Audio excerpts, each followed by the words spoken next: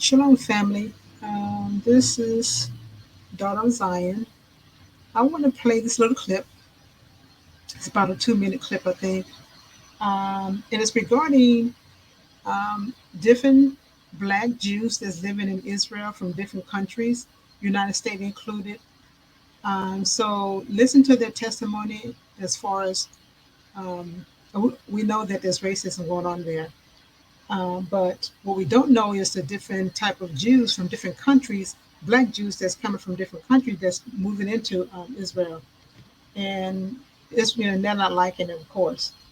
Um, so anyway, we just play this little clip. We know that Israel was scattered in the four corners. You have what they call Lam Jews. You have what they call Ghana Jews.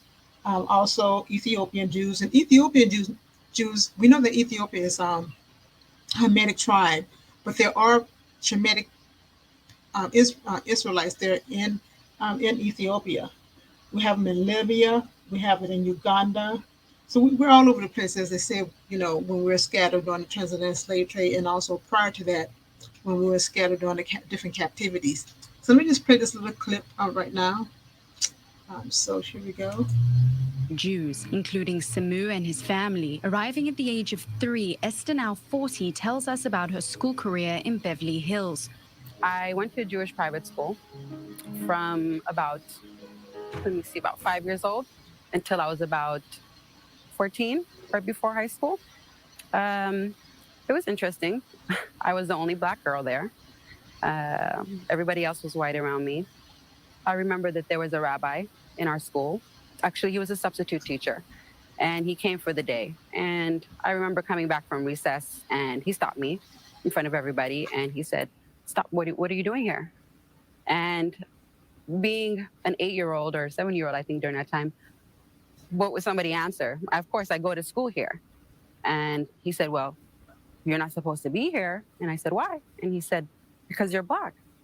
I think that's one of the moments when I actually realized that I was different from everybody else. I mean, I knew I was different, but I also knew that I was color different. Eleni, an African-American Jew of Ethiopian descent, has also experienced racism in the Jewish community. People should really take the time to get to know, especially in the Jewish community, get to know their neighbors and get to know the people that comprise the Jewish people, and not perceive that it's only Ashkenaz Jews that are out there, only Sephardic Jews that are out there. And I think it's really tiring to explain over and over again who you are and what you're doing in shul. Esther's father, Samu, a political exile in 1981, struggled to get his papers, a journey full of pitfalls where the Jewish community has repeatedly tried to harm it. Every meeting I go, like Esther said, "You don't look Jewish. How do you become Jewish?" They say. Everybody doesn't look Jewish.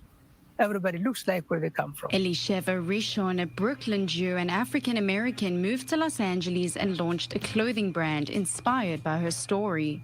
I also want people to feel proud of being Jewish, because right now in America, there has been a huge spike in anti-Semitism, and a lot of people feel afraid to show their Jewishness, and I think we should do the exact opposite. I think we should proudly show who we are. But it's not just about black Jews. American Jews in this Latin community have a hard time being heard.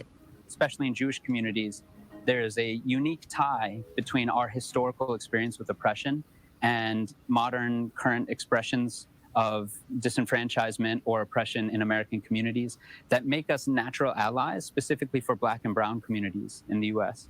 And I hope that Jewish folk in America will work very hard to look inward at the way their Jewish communities are, to examine ways that they could be not only more welcoming to the true multiracial, multi-ethnic Jewish community that they have present already, but also how they can ground themselves in their Jewish identity to serve other communities. Okay, family, I just thought I would show that little clip.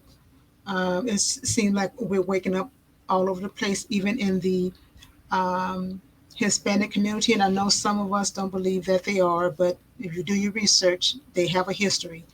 So, but anyways, I thought I would share that little clip, and like and subscribe if you will, and you have a blessed day.